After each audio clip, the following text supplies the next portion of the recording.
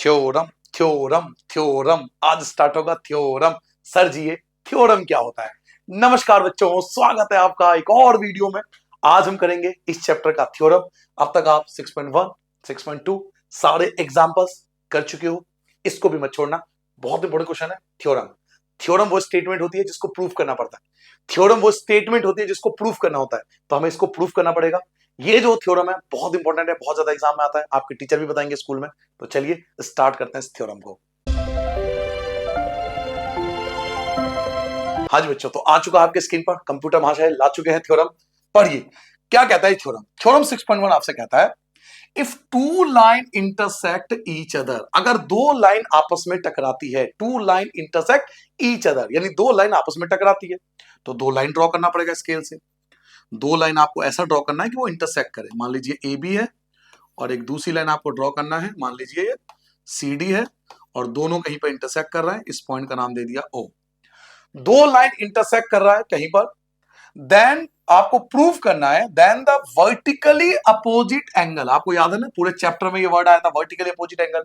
आपको प्रूव करना है कि जो वर्टिकली अपोजिट एंगल होता है यानी आमने सामने का जो एंगल होता है वो एंगल इक्वल होता है। आपको प्रूफ करना है बच्चों कि वर्टिकली अपोजिट एंगल, आपको याद है ना क्वेश्चन किए थे बहुत सारे जिसमें मैंने प्रूफ किया था कि वर्टिकली अपोजिट एंगल, यहां पर वर्टिकली अपोजिट ही एंगल को प्रूफ करना है। मतलब हमें ये बताना है कि ये वाला एंगल इस वाला एंगल के इक्वल है, या तो ये प्रूफ कर लो या ऊपर वाला एंगल नीचे वाला एंगल के इक्वल है। कोई एक प्रूफ करना है। तो कैसे प्रूफ करेंगे? जब भी सर थ्योरम आती है ना तो कुछ बातों का ध्यान रखना। सबसे पहले लिखते हैं गिवन, कि क्वेश्चन में गिवन क्या है। तो गिवन में हमें दो लाइन दे रखा, देखो दो लाइन जो इंटरसेक्ट कर रहा है, तो यहां पे लिखेंगे A B and C D. दो लाइन का नाम है ना हमारे पास, ए बी और सी डी। दो लाइन हमारे पास, एक ए बी और एक सी डी है। तो A B and C D intersect करता है एट ओ पर इंटरसेक्ट करता है। इसे बोलेंगे गिवन, कि हमारे पास दो लाइन है ए बी और सी डी जो कि ओ पर इंटरसेक्ट करता है, यहां पर इंटरसेक्ट करता है। एक लाइन छोड़ देंगे, फिर लिखते हैं टू प्रूफ, कि प्रूफ क्या करना है। हमें इसमें प्रूफ करना है कि अपोजिट एंगल इक्वल है। अपोजिट एंगल मतलब एक एंगल लेफ्ट वाला एक एंगल राइट वाला। लेफ्ट वाले का नाम क्या है? तो ए ओ सी। लेफ्ट वाले का नाम है ए ओ सी।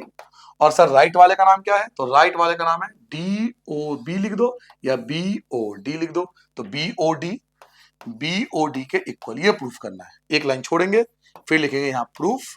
और अब हम स्टार्ट करेंगे कि प्रूफ कैसे करोगे। चलो देखिए, प्रूफ करने के लिए एक बात बताओ, अगर मैं इन दो एंगल को ऐड कर दूं तो 180 आएगा। याद है ना लीनियर पेयर, इन दोनों एंगल को प्लस करने पे 180 आएगा क्योंकि स्ट्रेट लाइन पे आ रहा है। याद करो डी जैसा शेप बनना है तो इन दोनों का सम 180 होता है। हमें पता है इन दोनों का सम 180 है, ऊपर के दो एंगल का सम 180 है क्योंकि ये पूरा लाइन पे आ रहा है। इस वाले का नाम है ए ओ सी और इस वाले का नाम है सी ओ बी। इन दोनों का सम 180 होगा।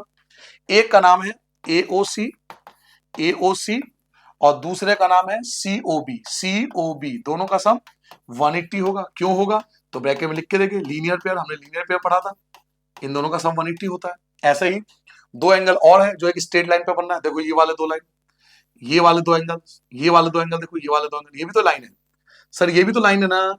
सर जी ये भी तो लाइन है ना, सी डी नाम है इसका, ये भी तो एक लाइन है। और यहाँ पर दो एंगल बन रहे हैं तो इनका सम भी 180 होगा। यहाँ भी दो एंगल बन रहा है, एक ये और एक ये। इसका नाम है सी ओ बी और इसका नाम है बी ओ डी। इन दोनों का सम भी तो 180 होगा, ये भी तो 180 होगा। तो दूसरा पार्ट, एक का नाम है सी ओ बी और एक का नाम था बी ओ डी। इन दोनों का सम भी 180 ही होगा। क्यों? तो यहां भी यही रूल लगेगा, लीनियर पेयर। अब जो है दोनों पार्ट को ध्यान से देखो, दोनों पार्ट को ध्यान से, अब डायग्राम की नीड नहीं पड़ेगी, इसको देखो। इन दोनों का सम भी 180 है, इन दोनों का सम भी 180 है। हमने एग्जॉम्स पढ़ा था, एग्जॉम्स याद है आपको? एग्जॉम्स में ये कहा गया था कि अगर दो चीज एक ही चीज के इक्वल है तो आमने सामने इक्वल होता है। कहने का मतलब इनका सम भी 180 है, इनका सम भी 180 है, दोनों एक ही चीज के इक्वल है। इनका सम भी 180 है, इनका सम भी 180 है, दोनों एक ही चीज के इक्वल है, तो ये आपस में इक्वल होंगे। तो यहां लिखेंगे फ्रॉम फर्स्ट एंड सेकंड। यहां क्या लिखेंगे? फ्रॉम फर्स्ट एंड सेकंड, दोनों इक्वल होंगे। कौन कौन? पहला पार्ट और दूसरा पार्ट। पहला पार्ट क्या है हमारे पास? ए ओ सी और सी ओ बी, ये पहला पार्ट है। ये इक्वल होगा, किसके इक्वल होगा? दूसरे पार्ट के। दूसरा पार्ट क्या है हमारे पास? तो एक है सी ओ बी और प्लस बी ओ डी। पहला पार्ट दूसरे पार्ट के इक्वल होगा। पहला पार्ट ये वाला, ये दोनों एंगल, दूसरा पार्ट ये दोनों एंगल, ये दोनों आपस में इक्वल होंगे, क्योंकि ये भी 180 है, ये भी 180 है, तो दोनों आपस में इक्वल होंगे। अब चेक करो क्या कुछ ऐसा है जो दोनों में है, तो सीओ भी दोनों में, देखो सीओ भी दोनों में, तो सीओ भी और सीओ भी कैंसिल, क्योंकि दोनों में है, इधर आकर माइनस हो जाएगा, तो सीओ भी से सीओ भी खत्म कर दो। पहले में क्या बचा, तो एओसी बचा।